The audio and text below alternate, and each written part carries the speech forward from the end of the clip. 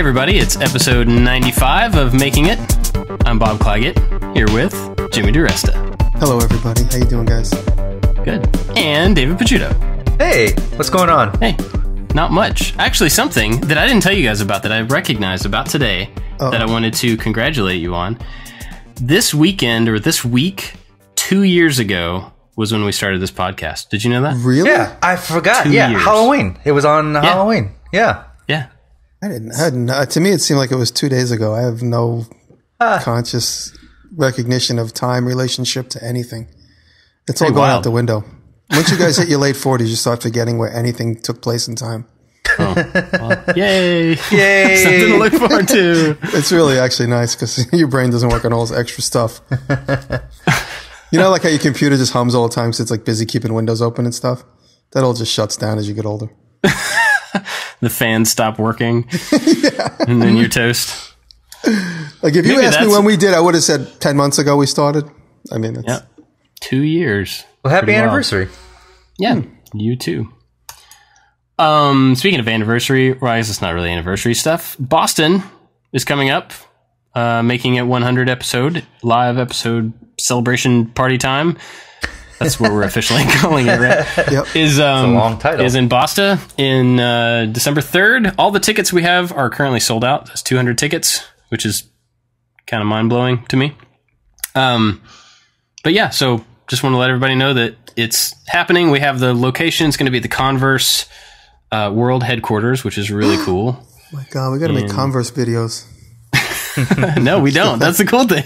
No, but we shouldn't thank them. I'm going to make a pair of Converse snowshoes or something. Ooh. Since winter's coming up.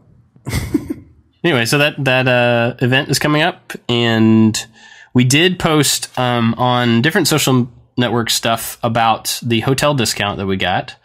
So anybody that's coming to the event that wants to get in on that discount, it's pretty reasonable for a hotel room in that area. And the hotel is like a 5-minute walk from the venue.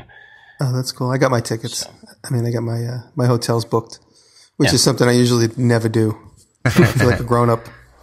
Ooh, you remembered, which is good. So your brain is partially still there. Semi. Cool. What have you guys been up to? What's up? Right now, I'm working on, I think it's called a console table, but I prefer entryway table. Kind of like a little table, like you walk in the front door, place to put your keys and your wallet or whatever. I have a live slab that my local hardwood dealer gave me a long time ago, and so I'm going to use that. I found some aluminum feet at a thrift store or at the antique store a few weeks ago, and I'm going to use them as the bottom of the leg. So I'm going to turn the legs and then somehow mortise them through the live slab, and I might, if they're... I can't guarantee this is going to happen, but Kurt Vonnegut is my favorite author of all time. I pretty much have every single one of his books, and I want to display them on the table. And I thought about doing a CNC inlay of one of his sayings or one of his drawings, like maybe like "and so it goes" or one of his cool little drawings that he did, and like a contrasting wood. So we'll see. I can't guarantee that part, but we'll see where it goes. That's cool. That's really cool. So I had a busy weekend, actually. Kevin Lizotte, who has been up here before to the house, I'm up at the house. He came this weekend and basically gave me a few lessons on using the lathe and the Bridgeport milling machine. He's a properly trained machinist. He's not just a hack like me, just playing with stuff he found in the garbage. So he actually took the time and taught me how to do threading for the first time. And yeah, so making threads on the lathe, which is really exciting, gives me a few ideas. And I started my DeWalt. I'm doing a DeWalt sponsored video. I'm going to be working on that over the next week or two. So I started working on that, and I'm building a bridge across the ravine in the back of my property. Nice. So that's going to be fun. I bought a ton of oak, cut oak, white oak. It's crazy heavy. So it was a lot of fun moving all that. So I shot all those scenes today. Got my workout in. So that was fun. So that's what I'm up to. We're up at the house just cleaning up and organizing, and the house is slowly getting painted by my friend Mike. So house is looking good. So Taylor and I are here just working on the house yesterday and today. Well, I doing a bunch of different stuff, but the last couple of days I haven't really been doing much of anything. And I want to talk to you guys about that. But before that, let's see, what's coming out this week? I made a light, like a light fixture. So we had this really ugly 80s light right outside my shop door. It was like one of those little just a nasty metal light. I don't even know how to describe it. Gross. And so I took some of the veneer that I had left over from when I did my longboard, these like 46-inch pieces of veneer, and I found there was a piece of bamboo in there. It was really nice looking. And so I ended up like bending that into a lampshade and gluing it together. So I have this like circular veneer lampshade, and then just built a really simple fixture to go in it, and then mounted that on the ceiling. So that's coming out this week. Oh, nice. And then the next video after that has been done for a week. And so I'm like, sweet, I'm ahead. Like last week I had 3 videos done. That was so cool. And then the next day I went to like, okay, cool. Let's start number 4. Let's work. And I'm like looking through my project list, and I'm like, nope. And so this is the conundrum. This is where I'm at. I've had a very frustrating few days, and I try not to vent my frustrations too often. But this is kind of weird for me because I typically have a huge list of things and I do have a list of things that I want to do. But usually that list is kind of ordered, or I constantly am shifting it around in a way that there's always something that I can jump on next, right? There's something that I have the materials for, I have the design for, something that I can just move on to next. And so I hit this list the other day, this like free time. Hey, I can get started on the next thing. And I was looking at the list, going through it, going, I don't have time to design that. I don't have all the parts for that. I don't care about that one anymore. I don't want to, Right. and I spent, honestly, the entire day on Friday walking around in circles going like, I got to start something. I don't care about any of this stuff, or I don't have what I need, or whatever. What do you do? What do you do when you're in that place? I've been there. Sometimes I just, I started, I talked about this on the podcast maybe about a half a year ago. On the back of the door to my workshop, now anybody that comes and visits me can see it, but on the back of the door to my workshop, I have yellow Post-its, and I put project concepts on the Post-its, and any of the projects that get made get moved all the way to the bottom of the door or just pulled off and thrown away. But it's nice to see my accomplishments. So the top half of the door is all potential projects, and the bottom half is all finished projects, or at least projects that I know are fully started or well underway, just to get them off the list. And every day I look at that back of that door as I unlock the door, and I think, okay, which one of these things? So by having that list constantly in my face, and also I try to keep a little pack of 3M stick-its around near me, because there are times when I'm like, oh, I remember that one. Oh, I remember that one. Or I'm digging through an old notebook and I see a good idea. I'm really disorganized with everything, including my ideas. So this yellow Post-it thing keeps me going. So I look on the back of the door, and I actually had the same experience in the last couple of weeks a few times. And I look on that door and I'm like, okay, now I have like a free block of time to make a video that's only going to be on my channel. It's completely up to me. I don't have to obligate. There's no obligations to anybody. What am I going to make? And I look and there's like nothing excites me, but let me force myself. It's like I got to force myself on one of these ideas. And I look, and I might start working on a new project this week. That's something, it's one of those ideas. But when you think about the amount of time you have to make all these things, or the amount, this is our career now. We have to make something. So you just got to force yourself on something. You got to, even if it doesn't seem exciting to you, because a good example is this week I did the Core 77, which is that metal tote with leather sides. And I started that, I went into that and I realized I thought I had a good idea, but I didn't have a good idea. And I started making it, and I'm like, oh my God, this is going to be a complete mess. I thought I was going to thread that leather on everything. I saw it kind of like Indian style, where there's like a big thick band of leather wrapped around the metal everywhere, like a big thread that kind of like tensioned in the sides. And that would have made it look real hippie-ish. And I realized I'm going to have to overlap thread over the other side. And there's like where all 4 corners come together, I'm going to have thread competing with each other. I didn't think of any of that until I actually started to make it. So then I completely changed directions and made it the glued in sides. And it made me like the project a lot more. But that's something I didn't anticipate until I started. So I think if you see a project that gives you at least a tingle, you got to start it and then see where it goes. But keep your mind open to taking in any direction that it wants to go. And like I came up against that hurdle of not wanting to have, each one of those sides was going to have like a 1 inch, a hole in a grid of 1 inch apart around the whole outside edge and tensioned in the frame. with big, thick leather thread. And then when I started to look at it, I was like, this isn't going to make a lot of sense. So I changed the direction to kind of a more fashiony thing, which looks more in line of like what Taylor's furniture looks like, which is what inspired me to begin with. One of the things that I've been doing lately is I have this list of projects that I want to do, and I look at them, and some of these projects, they just look ordinary and boring to me. And so when I get to that point, I'm like, I'm not inspired by any one of these. So what I've been doing is I'm like, I'm just going to pick something random here, but like a coffee pour over. Like, how can I make a coffee pour over that is wacky and completely different than anybody else? I take the same approach. Like, how can you make it unique? That's it. Like, how, if I wanted, you can't make a viral video, but if I wanted to make a viral video, how could I make a coffee pour over video viral? Like, what's that killer feature? And I have found that when I do this, sometimes I get on these tangents. I'm like, okay, this is that killer feature that I'm going to add to it. And then I start doing some Pinteresting, some Google image searching, and then it takes me in a whole different direction. And all of a sudden I'm applying that killer feature to something else. And so I like Jimmy showing us his Post-it board, which is really like square and perfectly aligned. Yeah. That's way more organized than I would have expected. That's awesome. Oh, thank you. Yeah, this has been a great help for me. And we all talk about how disorganized I always am, and I know it. And that's been a great help because it's helped me compartmentalize my ideas and reminds me to look at them every day. So kind of both of you are just saying, just pick one that gives you something and then just go on it and see where what it can evolve into.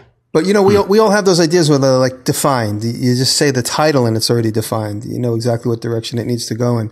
But you have many ideas, which are most of them, are ones that need to be sculpted as you go into them. So you really need to approach them with an open mind, and you got to ask yourself, is this the right material for this step? Is there some more interesting visual thing I could do? You know, a lot of times, like everyone's always like, make more knives, make more knives. But I like making knives, but the majority of the time spent making a knife is standing at the grinding belt. And that's in my videos, it's only like 2 minutes of them. So it's like, you got to look for the projects that have some visual stimulation. I mean, you know, that tote I made didn't have tremendous amount of visual, you know, expanse. It was all on the tabletop and just welding and not too much outside of that scope of view. But you're trying your best to make it interesting. And, you know, if you got to make choices, is this going to look more visual or is that going to look more visual? You know, that's a big part of it for me. Yeah, I mean, I realized that, like, so Friday was just a really weird day. It was just hard to, I just couldn't come up with anything that I wanted to do. And so I was trying to figure out why that was. Like, what was it about the projects that I have on my list that I've put on there for a reason that were making them not interesting, or why I didn't want to tackle them. And part of it, I think, is, well, a lot of it is just me. It's just, like, I've already done something kind of like that before that would be too repetitive, or I just did something that was, in my mind, too close to that one or whatever. And so that's something I don't know if I should try to, part of me thinks, get over that. Just do something that's similar to something you've already done. It's okay to do things that are like that. But then the other part of me is like, that's what makes really good stuff, is when you don't just fall back to what you are already comfortable with and what you've already done before, I mean, like, if I hadn't decided to dive into, I don't know, whatever, 3D printing and 3D model a prop for the first time, I wouldn't have done that prop that I really, really like. But it was a lot of work and new ground for me. And so, so that's one thing. And then also I realized in the moment that I was stressing myself out because of the schedule that I put on myself, for these weekly videos, and I'm trying to like plan ahead so I can have some time off later in the year and stuff like that. And so I'm like putting this pressure on myself that I told myself at the beginning of the year I wasn't going to put. I was like, if I don't do one every week, it's not the end of the world. No big deal. Nobody else cares. I know that. It's just me. But I found myself like, putting that pressure there and like, oh, I got to do something. And I'm like, actually, I don't have to, I have. I didn't put out a video this Sunday, and Sunday came and went yesterday, and I was like, oh wow, I didn't even put a video out. I completely forgot. But I just was busy working on other stuff, and and I have videos on hold, just waiting because clients are involved in whatever. I got to time it with something. So once those are ready to go, I'll just hit publish. There's pros and cons of that pressure, though. That pressure is what forces you to make those videos every week and to stick to that schedule. And then the cons, obviously, is the actual pressure that you feel and these deadlines that you make up, which actually turn into real deadlines that I'm finding lately is because you have a sponsor. You tell them, like, that video is coming out on this day. They're expecting that. And all of a sudden, that's the real pressure for me. But I need that pressure. I found since I've gone to this 2 video a week schedule, like that's really driving me. It's really forcing me to be creative with these projects that I'm working on now.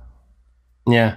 I mean, I like that expectation. I like that little bit of force on me that, like, oh, I got to do something because I got to do a video for next week. You know, I like that to a degree, and I don't typically let it get to me too much. I think the thing that I'm kind of running into lately, and I've probably mentioned this before, is that I've gone through most of the ideas on my list that are easy to do in a week. And so most of the other stuff is like, these are month or multi-month projects that need to be done. And like, if I jump into them, then everything else is going to be on hold till they're done, you know? And so I'm just trying to figure out how to do those and when to do those. I did find one way to be productive on Friday, even though I was in the middle of this. And this might be helpful for anybody who's listening. I was going through the list and looking at all these projects saying, you know, that one I don't have the parts for. This one I can't really do until I figure out the mechanics of these 2 things, you know, or whatever. All these big long-term projects have some little thing that I haven't attacked yet. And so I decided, instead of trying to produce a new thing on Friday, I spent the second half of the afternoon going between 3 or 4 of these long-term projects and like just picking one little thing and figuring it out. And one of them, it was like, I need, you know, 2 pieces of square bar and a joint in this location so that the thing will swivel like it's supposed to. I just hadn't really thought that through yet. But then just sitting down and doing that, writing it down, that one is at least further along than it was before Friday. And so, you know, I did that on like 3 or 4 things. And by the end of the day, I was like, well, I made progress on something. So it's the way you say, even though you didn't physically do anything, that's a tremendous stress reliever. When you have a few projects you know need to get done and you haven't figured them out yet, mentally or mechanically or whatever it is, or where you're going to get the material. Sometimes I stress over a job I have to do. And then when I find the source for the material that I need to use, and then when I order it and it shows up in the shop, I'm like, the hardest part is done. But I stress myself out waiting, trying to figure out where I'm going to get 1-inch gator board, or, you know, how it's going to get to the shop. I'm going to move my car. I got to go pick it up. And I'm like, oh, should I buy it in Albany? Should I buy it in the city? And then once I just pick the phone up and order it and it gets delivered the next day, I'm like, boy, that was the hardest part of the whole job. Making the thing now is easy. So, you know, and you physically haven't even done anything yet. And, you know, working out some sketches from time to time over projects that have been lingering is also another big stress relief, because once you sketch it and the hard part is done, now you just got to do it, build it. And that's actually the easy part. Yeah, I think Jimmy just triggered something in my head where a lot of times I don't come up with the project up until the last second. I haven't gotten to the point where I'm ahead yet. And so I'm designing and getting materials on Monday to start the project on a Tuesday. And I'm not sure why what I need to do is I just need to design a bunch of projects all at the same time, get the materials for them as much as I can. And then all these projects are just ready to go. And then I won't stress about getting the materials and getting all the supplies and getting ready. It's kind of a catch-22 though, you know, because it's like, well, how about I take a week off and design all these projects, but then you're not doing it. I mean, you know, you're doing stuff for a week, but from the outside, you're not doing anything for a week. Or you say, well, no, I just want to catch up, but then you're doing the work for the next week and then you don't have time to design the projects. I'm kind of in that spot. So what I've done Friday and then over the weekend, I kind of snuck away from the kids for a little while and just jumped into Fusion. I actually spent a lot of time in Fusion on Saturday, really digging on some stuff that I didn't have any clue how to do, and made really good progress on that. Not necessarily further along in the project I'm working on, but like an understanding of what I need to do in the project. So yeah, I've been digging in quite a bit too and watching a lot of videos. Yeah. Did you watch that playlist about the helmet that I sent you? I started watching different pieces of it. I'm not watching it in sequence, but you know, anything I watch, I try and take away something that I remember. And And it's funny, the veil of mystery and difficulty like slowly lifts when you start realizing, oh, how to select points, oh, how to go into this, how to do this view. Well, it's just completely foreign to me, but as you soak yourself more and more in the atmosphere and the learning, it slowly starts to stick. This thing I'm working on in Fusion that we talked about last week a little bit, I have photo reference, and that helps a lot because it's not like I'm trying to come up with something from scratch in my head. So I can tell if it's right or not because of the reference photo. That's if somebody's like trying to learn 3D modeling, I think that's a pretty good way to get started because then you can very easily tell if you're getting the result that you really want or if, it doesn't look like the source. But having that there this weekend, I ended up, so this one part, I made it like 3 or 4 times. I don't remember exactly. Using different methods. So the first one, I went all the way through it, got to the end, and I was like, oh, well, it looks all right, but I can't adjust it. The way I built it, you can't go any further. So then I had to delete it and start over in a way that I could be able to adjust it and modify it. But then I just did it wrong. I just did a bad job of it. So then I started over again and then like totally nailed it. And it's in a way that I can go back and like adjust it and fix the model around it and stuff, so it was a lot of like throwaway time. But now I know how to do it. So if I started over from scratch, it would be done the right way the first time. Yeah. So, but I would suggest, because I saw some people on Facebook talking about, being confused about Fusion and not knowing how to start or where to start or whatever. And I think taking some photo reference and trying to match it is a really good way to kind of get the ball rolling there for me anyway. Mm-hmm. That's what they did with the helmet, with the top, side, bottom view. Yeah, exactly. Well, that wasn't the topic. I just was curious what you guys would have done in that case. Now I know. It happens. We're constantly being bombarded. Whether you run a YouTube channel or whether you're just trying to be an artist, and you got to come up with stuff. You got to make stuff. You got to keep feeding the monster you've created, which is your need to create art.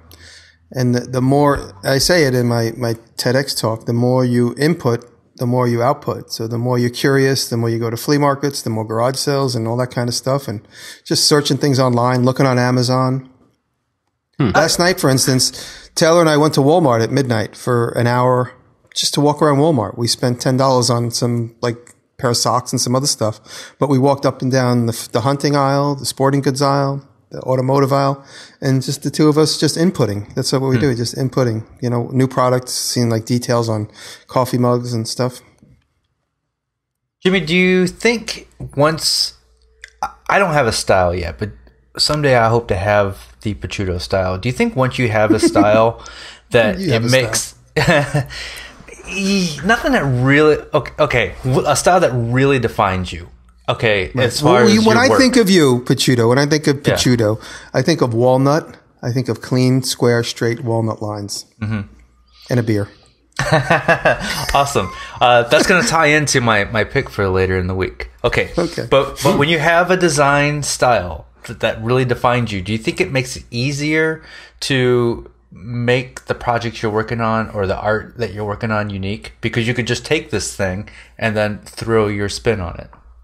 I think it's sometimes maybe, but I think like in my own personal experience, I think I just make so much stuff in my life. I constantly make things, and I'm comfortable making things a certain way, and they come out looking the same, whether I'm conscious or not about that. It just comes out looking the same because the way I talk, it always sounds the same. You develop by repetition. You develop comfortable techniques, and you develop things that are just going to look and feel and sound the same because you do them so often. So I think that happens more unconsciously than consciously.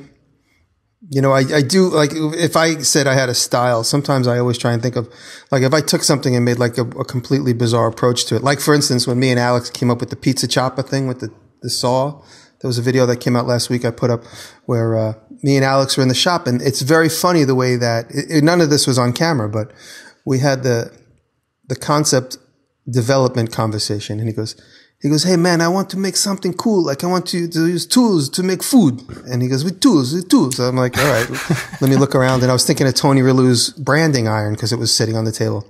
I said, what if we make like letters out of bent wire and you could brand toast, because he makes toast and he makes pizza and stuff. And so I said, what if we make like a set of letters out of bent wire so you could say, have a nice day on the toast? Or if you make a pair of eyes and then a smiley face, but the smiley face can also go upside down. So we have a brand with eyes and a brand with a smiley face. So we could brand it smiley or happy, either way. And we really were into that idea. And like, that was going to be the idea. And then he just goes, anything with pizza, man? We want to make pizza. Anything I could do to cook pizza? And it instantly hit me. I'm like, oh, I have these old saws. Let's just cut the pizza with the saw. And then I had two of them and I'm like, wait, we do this thing. And that was it. And then like the light bulb went off in the room. And so that was the process. Yeah. I mean, you came up with that idea, and correct me if I'm wrong, because you had the limitations. Like, okay, we're going to do the thing with pizza. So that's the box that I have to work in. And now I have to like, and also we only had like 2 hours because I only had time Wednesday morning and he had to catch a plane. So we only had a couple of hours to work. So I said something simple. And, you know, even the making all the letters would have taken a bit of a pain in the ass and time. So the pizza chopper, when I came up with that, I'm like, dude, it's done. This is going to take 5 minutes. So that little conversation took just about as much time as it did to make the thing. But going back to early part of this conversation, like once you have a clear defined idea, making it is like the really easy fun part. But that conversation of kind of struggling, especially when you collaborate with somebody, between Alex and I, it was extremely easy. But sometimes you collaborate with somebody and like somebody's kind of hung up on an idea that you're not really interested in making. And then you got to be like, oh, okay, how are we going to give a little bit here and there and make this work? Like I said, that collaboration was very simple and easy. But because he didn't really like the branding thing. He didn't want to tell me. Because once we came up with the pizza thing, he goes, oh, this is so much better, man. So much better. I'm like, well, I was like, thought we were done. But then he pushed me and we get to that next step.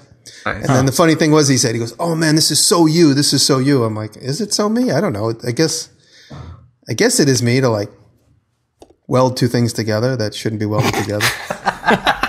But I wasn't thinking like, this is my style. You know, that just came up because I keep all these old saws around in the event I want to cut one up and make a spring steel knife, or for whatever reason, I just keep them around. And those two saws have been sitting there. I bought those when we did the TV show in 2010. So they've been sitting, leaning on the wall all this time. And the other day, this spark of the idea just came to pass. And so that's why I keep all this junk around me. Well, you're talking about style. The last video I put out last week with the log bench, the steel frame. I had like probably 10 or 15 people go, "Oh, it's a Diresta style project. Cool, I like it." Because like, it's steel and logs. Like what? It's log. Jimmy has trademarked log furniture. But apparently. it's like Mitchell Dillman. You know, like if you ever seen his stuff. You know, I do stuff that looks like his and that looked like his, and he does all steel and log furniture. Mitchell Dillman. Yeah. And somebody, so I was going to ask you about this. Somebody left a comment, said something like, "Wow, you have great ideas. Where do you come up with all this stuff?" And someone responded to them and say, he didn't. It's a ripoff of one of Jimmy Diresta's stools. Have you made something with that same design? No. I didn't think so. I never made something that opened up. Because I would have seen it. I made stools. I made like an Adirondack style log where I split a log in half and stuck tree branches as legs. I did that on Make a couple of years, and they're rotted completely away now in my backyard. They're gone. So that was a video I made like 5 years ago, 4 years ago. And then Taylor and I collaborated. I found an old piece of driftwood and I made like H-style things that just kind of poked up through the sides of the piece of wood. So it didn't do anything to the wood except make a little channels for the steel legs to plug into. So it's almost like they're mortised all the way through, but right at the edge. So you see the steel coming up past the edge. And I mean, as far as anything similar, I did that. And then I did this like slab thing, which is just a simple steel frame that holds a slab. But I'm not coming up with anything that I haven't seen 500 other people do.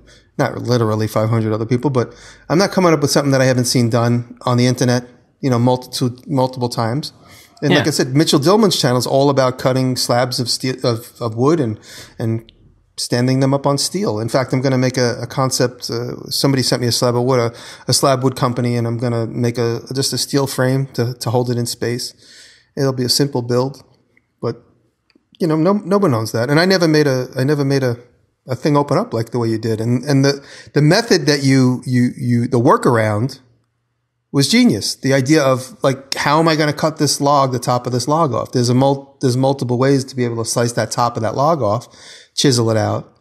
But you cut it in half. You made your life easier by being able to use the circumference of the saw blade, exactly depth. You know, you had the half and the half. You ended up with like a perfectly scalloped negative space in between the two halves. You glued back together. So it was a good workaround. Making sure that I wasn't totally ripping you off. No. And the idea, like subconsciously, you know, I mean, that happens because we all watch each other's videos and stuff. But no, not. I never did anything like that. Cool. I mean, a piece of wood on steel legs, like I said, that's like saying, let's go for a walk. Oh, you can't walk on that street. My friend walked on that street once.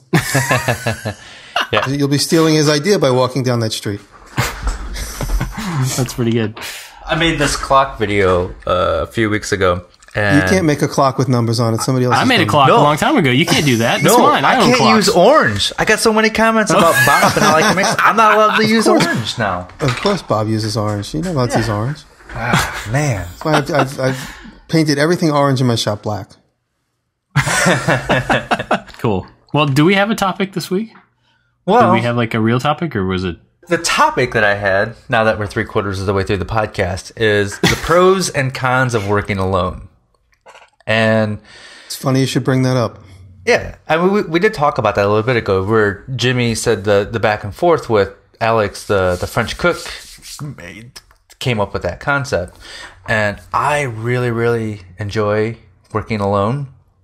But one day a week, I have somebody here with me.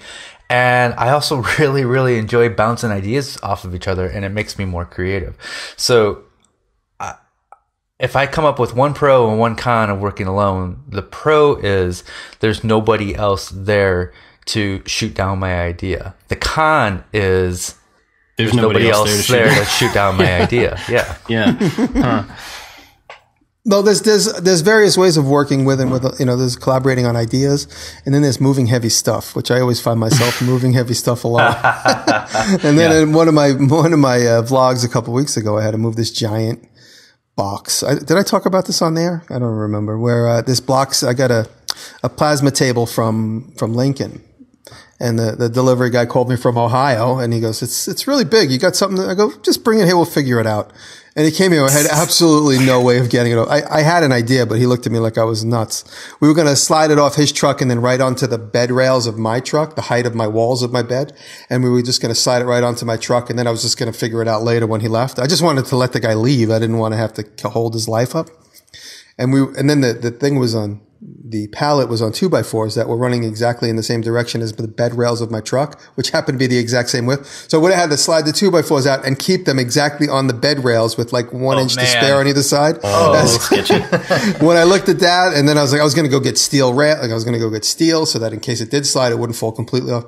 And he was just looking at me like I was nuts. And then the guy from Lowe's pulled up, and I was like, Bing, bing, bing, bing. What crazy timing. You talked about that in your vlog. That's He just showed up, and he was so nice, and he's like, wherever you want this, just tell me. But working physically alone is difficult. And so now I'm getting another big machine. So I called up the delivery guy. I said, look, I know it hasn't gone on the truck yet. I said, I just want to make extra sure. It's just me, maybe, and my girlfriend. I said, I don't have a forklift. I don't have a bed. I don't have a loading dock. He goes, don't worry. I got you covered. I said, okay, cool. I just want to make extra sure that I'm not stuck on the side of my road here again. So working alone like that is difficult. And I just drove. So yesterday I had Anthony, who's a friend who came up to the house for the weekend. Anthony and Kevin were up yesterday, and we went and got a bunch of oak to start this bridge project. And they helped me load the truck and helped me actually shoot some video. They were doing some of the camera work while I was busy doing my thing. And so they're gone today. And so today's Monday morning. And so I wanted to unload the truck down in the field where I'm going to do the build. And there's a 6x6 by 12 foot long piece of oak. And I put my hands around it, and I went to drag it off the truck, and it didn't move. My gloves slid down the piece of wood. Oh no. I said, oh my God, I got to move like 5 of these. And they're 12 feet long. So it's hanging off the back of my 8-foot bed by like another 4 feet. So I picked it up and I flipped it around the best I could. I kind of wiggled it off and got it off. But that was the very first one I grabbed when I went down to the field this morning. I was like, oh God, I just wish I had somebody here helping me. But I was able to unload the whole thing, and you'll see it on camera. But the doing stuff like that is obviously sometimes dangerous and sometimes not fun. But collaborating, and I'm bringing up I'm leading to something. The other day, Dave really spent his first couple days in the shop since like April, Dave Welder. And right away, we started collaborating on a new ice pick video because I'm selling the ice picks that are made by my friends in China. And they're considerably cheaper than the ones I make by hand. But I wanted to make a video where, so it's Ice Pick Uses 3, the Chinese version. So we were trying to come up with all these things, these like versions of using the chopsticks, like with a little bit of like, why are they from China? And we came up with so many funny ideas, just kicking back and forth and just like brainstorming and being completely hilarious and completely stupid and going back and forth and having a huge laugh. We had a lot of fun. So, I mean, that was something that I missed Dave being around as much as, he used to be. And now Dave's got a shop going, so Dave isn't coming around as often. But, that day we kicked around some funny stuff. So we're coming up with the, Ice Pick Uses number 3. So we're working on. So that was like one of the first times in a long time that me and Dave got to collaborate. So that was a lot of fun kicking. And I wouldn't have come up with half of those ideas if Dave wasn't there to bounce them off of, because he takes them and regurgitates them with another funny spin on them. And so it does help to kick ideas back and forth. The only time I have any kind of real collaboration or like the kicking back and forth generally is the guy that's my editor. When we go to lunch, I'll have that kind of back and forth with him, but it's not really about projects as much as it is about general like ideas, like show ideas or overall like branding stuff or like where can we take the website. It's bigger non-project stuff, which is fantastic because he's really good at all that stuff and just has a totally different spin on things than I would if I was left to do it all myself. So that's great. As far as projects, the only times I really have the opportunity to get other people's input is from my wife, and she has tons of really good ideas. She is someone you can say like, I need a project, and she'll spout off 10 things just like that. I mean, it's tons of stuff. Mm-hmm. They're not all things that I would necessarily want to grab, and like they don't catch my interest and stuff like that always, but she is someone who can kind of get stuff started, right? She can say like, okay, well, we need a stool. Think of a cool way to do a stool, like a step stool. And it's like general enough in that way that it can get me kind of rolling on an idea. And that's been really helpful. But, I don't have somebody like actually in the shop with me, helping me like figure out individual things. I could see that being good in a lot of ways, but I could also, at least for my personality, see that really getting old. Like, when you guys have had people in the shop with you, do you ever hit that point where you're just like, okay, I just want to work by myself now? Do you ever get that, or has it always been? Absolutely. I get that for sure. Yeah, totally. I mean, I used to have when I had my little prototyping situation with my brother, we had so many people working there and, coming and going and freelancers and stuff that when I had the opportunity to finally work alone after like everything blew up, I talked about that a couple months ago. I was like, I'm so happy to just be alone. And Dave was like unencumbering. And so Dave was a perfect fit. One thing, when I do hire somebody to hang out and work with me, when they talk a lot, it drives me nuts because even if they're just chit chatty, I can't freely think and I can't freely like let connections happen. And so if they're filling up my free thinking time with just like, hey, what's the best place to get a pizza around here? Or, oh, do you always use this kind of wood? I'm like, you got to just keep your mouth shut. Go with the flow. If you want to hang out, just go with the flow. And, so from that perspective, it is really nice to have silence and, just put on a podcast and just veg out and try and think of new ideas. And I would expect that if you're hiring somebody, we've talked about like when to get help a few weeks ago. If you're hiring somebody, I think setting the expectation for that up front is probably really good. Mm-hmm. Rather than having to a few months down the road go, look, you talk a lot and I need to work. I mean, it might be better just to say like, look, here's how I'm going to work best. I think this will make it more comfortable for all of us if you just shut. Yeah. If you keep your mouth shut the entire time. No, if you just say like, we need to have some quiet so that we can think about what we're doing and blah, blah, whatever. So I think if you are looking at bringing somebody in, setting that expectation up. Or you can just make a sign that says shut up and put it on your wall. I joke. Me and my sister, that's the joke me and my sister have, which is shut up when you're around somebody that doesn't stop talking. I think for me personally, I'm still in that new relationship phase where it's just like we get, when Eric shows up on Tuesdays, we're excited. Our personalities work really well together. Like we're constantly like cutting each other down, which doesn't make it on camera, which we might bring a little bit more of that in, but the play and the banter back and forth just makes it so much fun. The quiet times does happen when I need quiet times. I basically just say, hey, I'm going to go upstairs and I need to just have time on the computer to figure this design out or whatever. And so he's always aware that there's going to be times where he's just not working and I like, hey, go do your own thing. I need to figure this out. That happens quite a bit and it works out, and it just works out really well. We just go in separate rooms. I figure the thing out. We meet back up and get back on the horse. Mm-hmm. You guys ride a horse together? That's awesome. Yeah, we do. It's Cool. it's awesome. It's a 2-seater. Tandem horse. 2-seater. We have anything else about working? Bob, you've worked alone for a long time. Because even when you worked for Dell, you still worked alone. So don't you ever miss working in that office environment where you get to have fun with other people, go out to lunches and do all that thing? Well, I mean, the only thing I miss about being in an office is playing ping pong with my friends, honestly. In our office, we had our conference table. We built it so that it was also a ping pong table. It's the same size, and we could like put a net up on it real quickly. And so we would go play that all the time. But even when I was working in an office, I would keep my door shut as much as I possibly could. And I would have meetings with people when I needed to. And, but most of the hangout time was ping pong or at lunch.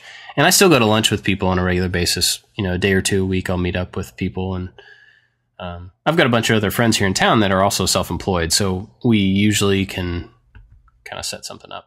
But I mean, yeah, I've been working by myself for like almost 7 years now. And, that's let's see.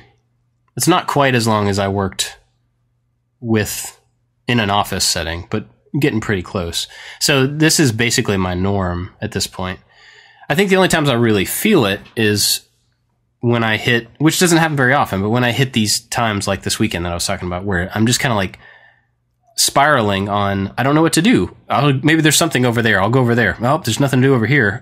Maybe I'll go over there. I just walk around in circles in the shop going like, there's got to be some way I can be productive.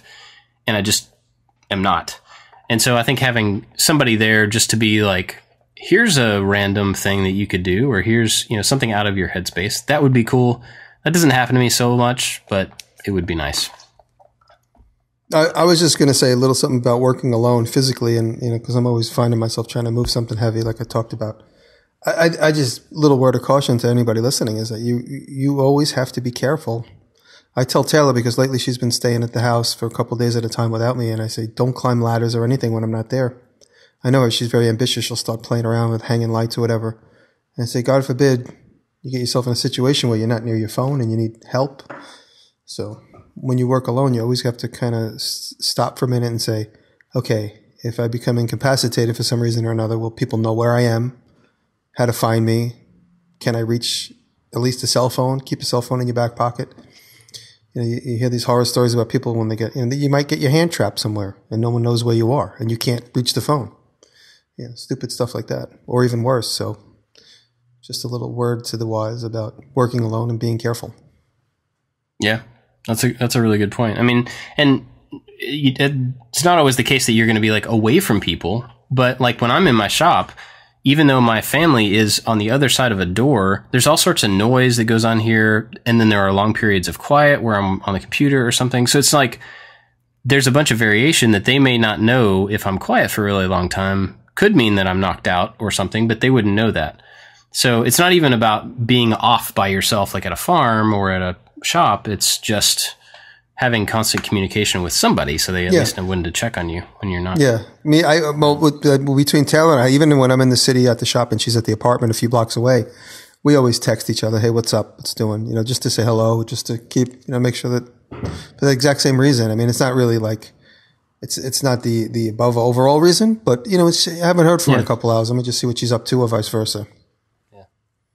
So. It's a good call. So I wrote down something because we haven't done this in a little while, and I thought it would be fun. We haven't done the Today I Learned in a while, which I noticed, and the reason I thought about this, Jimmy Fallon ripped us off. He did? What? He did. He's got a Today I Learned segment? It's got, yeah, he did. And it's got to be us. I mean, he ripped us off. Right. It's we have our 100 idea, episodes obviously. and we're 2 years old. Yeah. Yeah. Come on, Jimmy. Oh.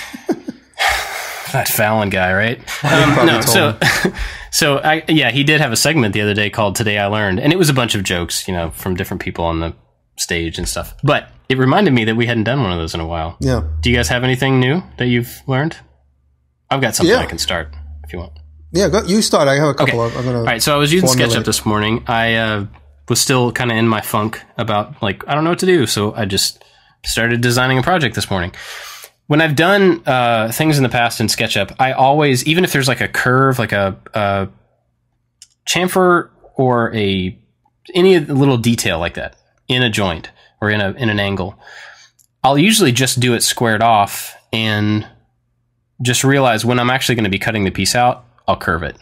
It's like I never really looked into how to make a curved corner or something in SketchUp.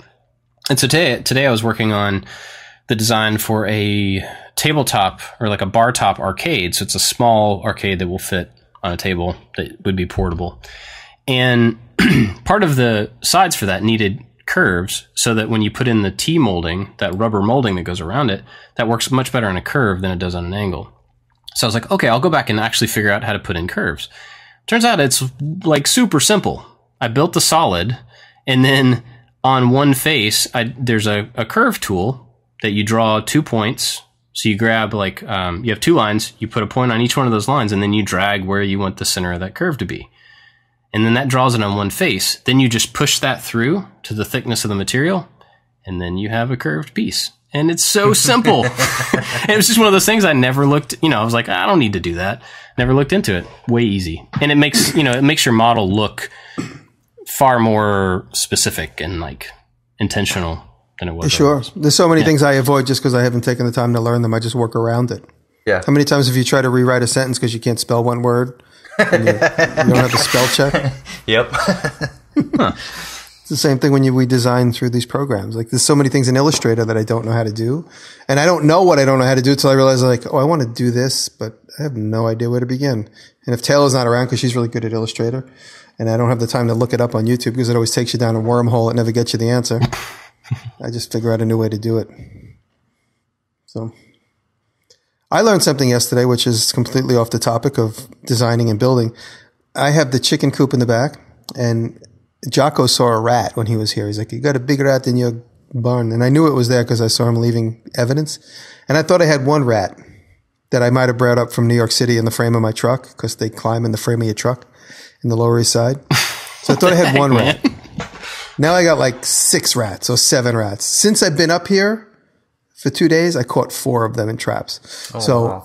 What I learned from my friend who mills my wood, he told me, he goes, anytime there's chickens or farm animals, you have rats. He goes, they're all from up here. He goes, you didn't bring them from the city. He goes, maybe you brought one. He goes, but you didn't bring all of them. And so I did not realize that. I thought I invested my own barn with my little tiny barn with rats from the city. But he said, nope, they're from up here. And I have little tiny field mice, which are like the ones that climb under my shirt. And then I have the rats that are know where the good food is and they hang out in the barn. So I didn't know that. So now I have a rat problem. So are they getting into downstate. Your feed and stuff? Yeah. Yep. The other night, me and Kevin were working really late, and I just walked out around outside the shop because we were actually working at the lathe, which shares the wall with the chicken coop.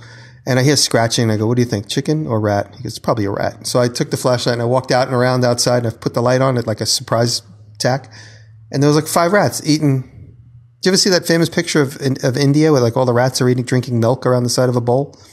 So they were all in the food trough. They all ran away when the light came on, but. Yeah, so I learned that I have barn rats.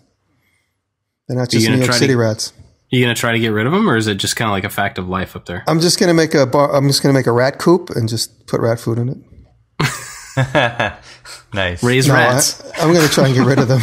Like I said, I've already got 4, and that's a kind way of saying I've already killed 4 in rat traps. Hey, if they didn't eat the chicken food and they went and did their own thing, I wouldn't have to kill them. Today I learned the hard way that you need to label all your pieces when you use a router jig. So this didn't actually happen today, but when I used the router jig to make those crates, those record crates, each piece has to go in a certain way and on a certain side, depending. And I did not label everything correctly, and I had your dovetails going in opposite directions. Yeah, I had just enough material to make 2 crates. Well, I messed up 2 boards. And so that put me a whole day behind because then I had to go and get some more wood and then glue them up because it wasn't wide enough for the panels, and then do it all over again the next day. So label everything correctly. I always use blue tape when things need directions and sides to be remembered. I always put blue tape on everything. Yep. What you put tape on the 2 sides that need to match, or what? Yeah, any side that is like a face side or an inside, typically the face side that I need to know where it goes, I'm always having it face with tape when I need to remember anything.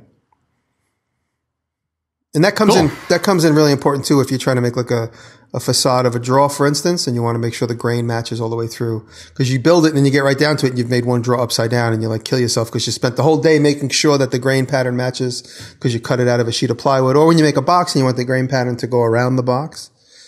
So it's really important to put blue tape and mark it right on it, like what goes where. So, totally unrelated, kind of related. I'm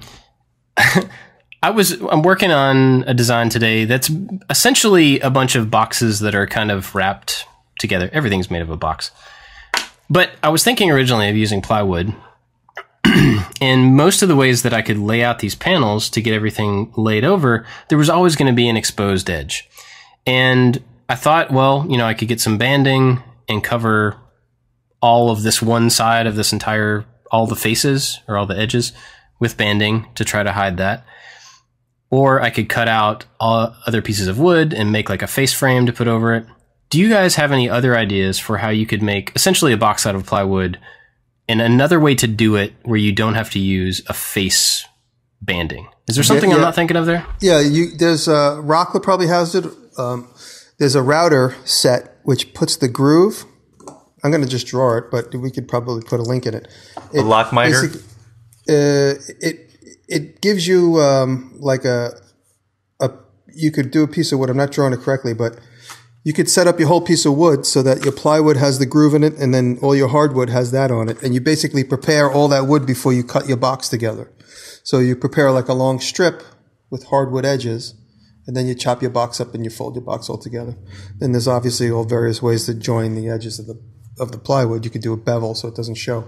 But yeah, it's like, what did you call it, David? A lock miter. Yeah, a lock miter. That's one way of doing it for sure. But look, the reason you would router that edge of the plywood, and Bob's thinking, I'm not doing this at all. The reason you would router the edge of the plywood is to you have more glue surface. So if you just glue a strip right on it, you have that much glue surface. But if you have a routed, like a zigzaggy shape, you have more glue surface. So it's more durable. But you could router the hardwood and router the end of the plywood, and then you have a cap, basically. Another way, possibly more simple way, is just do mitered corners, but with a spline that runs all the way through. So you just run like a little slot cutter on your router at a 45-degree angle, cut along both sides, and then run a thin piece of wood in there. So if you were talking about making a joint with plywood, which is, I didn't really answer that question exactly, but another way that I do, I've made like oak cabinets with oak plywood, and right at the corner, I put a piece of 3/4 inch square, and I put finger joints I put domino joints going into one and domino joints going into the other. Oh, that's kind of cool too. So this way you don't have to cut miters, and because whenever I cut a miter joint, I always end up splintering some of the veneer and I lose it and it doesn't come. So this way you have a hardwood edge in case it takes a beating, because I did that for some mobile bars. So I was going to take a beating. If the edge gets hit, you're not going to lose like a chip of the corner of that miter joint. You're going to hit some real hardwood. So you have like a full 3/4 by 3/4 inch piece of hardwood, and the plywood intersects it from both sides. Sorry, I dropped my mic. I like that idea because it also gives you more design. You could have that sit proud a little bit. So it adds that little element of design. Yep. And then you also have, again, a piece of hardwood. You could put a round over on it or a decorative router edge. Okay, cool. It gives me some ideas. You guys been watching anything cool? Anything new? Yes. I'm not. Maybe we've mentioned him before. If so, I don't care. We're going to give some attention to Four Eyes Woodworking and Design. Chris Salomon. Yeah. I love his work. He is watching him do his builds. He's mostly out of walnut, but he does these awesome angles. And just watching his builds, I'm like, I need to put more non-90-degree angles into my projects. So I find it really inspiring. That is your style. Remember I said it? Square, I know. straight. I know. Walnut. So Did you see the video he put out recently about how he gets really precise non-90-degree angles? That doesn't sound familiar. It's really simple, and I can't remember it, but I remember watching it going, wow, that's really simple. So he has a good one to point out how he does that. Like, efficiently get these kind of weird angles that always match up and stuff. But yeah, he's got great stuff. I'm going to bring up Brian McCauley because he made a funny video where he basically distilled my stupid saying of "from the streets of New York" in a video. So, and also he's a very good builder and designer. Yes, Brian McCauley. Check out Brian, and he's going to be up at Boston, right? Yeah, he's on the Dusty Life podcast. He's one of the hosts of that, and so he'll be there with the other guys, Toth and Sean Rubino. Awesome. Speaking of, before I say mine, I just thought of this. For Boston, I think that we haven't talked about it. I'm throwing this at you guys. I think we're going to do like a live podcast, like a normal show, and then do a Q&A after, rather than doing them at the same time.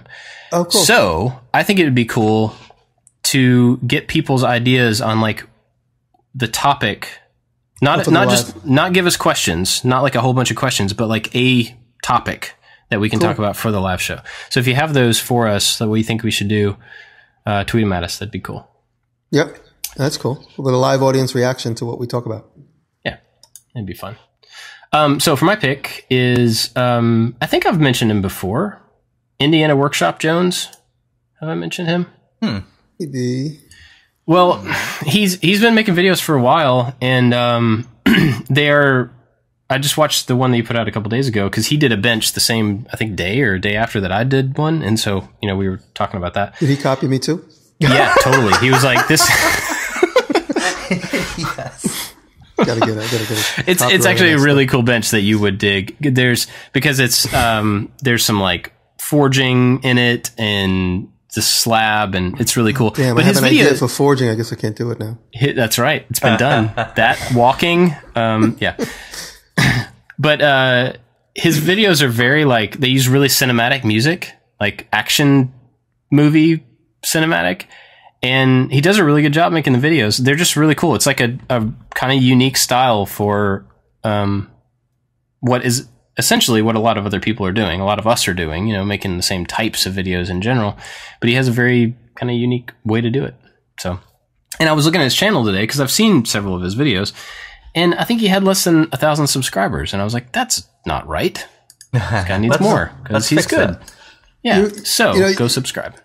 You just reminded me of something which I could talk about here, but it hasn't been a big deal. But I saw it come up a couple times in the comments last week. I put out a video with Make Magazine last week where I made these picture frames and they're burnt. And toward the end of the video production, while I was working in my shop, my friend was grinding in the other room. And so the whole entire side, I'm like doing what looks like peaceful frame assembly. There's like a grinding, drilling, hammering going on. And my friend's like, you want me to stop? I was like, you know what? Just keep doing your thing. I've already started. And so I just replaced the audio for the whole second half of that movie with just canned music from the iMovie app. And I usually speed it up and slow it down, just playing around. And I picked a song that the Wood Whisperer uses. I noticed that. A lot of people say to me, a lot of people are like, are you making some sort of commentary on the Wood Whisperer? Like, why are you using his music? And absolutely purely coincidental. I had no idea that he used that music. And the reason I thought of that to bring that up is because you talked about like dramatic movie sound effects. There's a couple of folders in there that have like really cool, like dun dun dun dun, like stuff like that in the iMovie folders and then the Final Cut Pro folders that are a lot of fun. I started playing with them this summer, and I got to remember to use them more often. But that's the only way. Everyone's like, oh, is this music now? You've changed your format again? Like, I just put music in it because I had no other option as far as audio was concerned. Don't change, Jimmy. Didn't you Is it learn that? anything? Don't change. I can't. I'm not allowed to grow. Before we go, real quick, I just noticed that, like, while we were recording, the Autodesk Design Academy, who did the helmet playlist that I was talking about last week, just posted like 20 videos or something. Oh wow! Got a lot of Like work all of done. a sudden. But there are a lot of really basic fusion things about modeling basic bodies and turning a drawing into, you know, a 3D model and stuff. So I'll link that in the notes. Might be useful. Cool. Well, I guess let's thank our Patreon supporters, especially Make, Build, Modify, Luis Gonzalez. Thank you to them and everybody else who supports us on Patreon. Thank you guys. Thank you everybody. Awesome. It's helping us. That support is helping us cover a lot of the costs that goes with the Boston event, which, I mean, I have to say we're really grateful because we're actually getting a lot of that for free. You know, we're not having to pay for the space and all that stuff, but there are still costs that go with it. So the support from Patreon is awesome. Thank you guys. Yep. Thank you all very much. We, on top of that, somebody was asking us how to make a one-time donation, and we do have a PayPal link on the website. If you wanted to do that, I'm not asking anybody to give us any more of their money, but if you wanted to, there's a PayPal link where you can do so. That's true. Also, someone was asking about parking for the Boston event, and I checked on that today, and I'll tweet about it as well, but I wanted to throw it out there that apparently parking in Boston in general is just really hard to do. So the suggestion was to, leave your car at your hotel and try to take transit or walk or something to the space, because there are some local parking garages, but we have no control over those. I don't know, any of that stuff. So that's parking. You guys got anything else? Just look at how dramatic the sun is on my face. It's in the last 10 super minutes. dramatic. Yeah. The sun is going down where I am. That's all. Took a screenshot so we can show everybody how dramatic it is. Cool. Well, that's it for this week, guys. We'll see you next time. Happy anniversary. Oh, yeah. You too. Love you guys.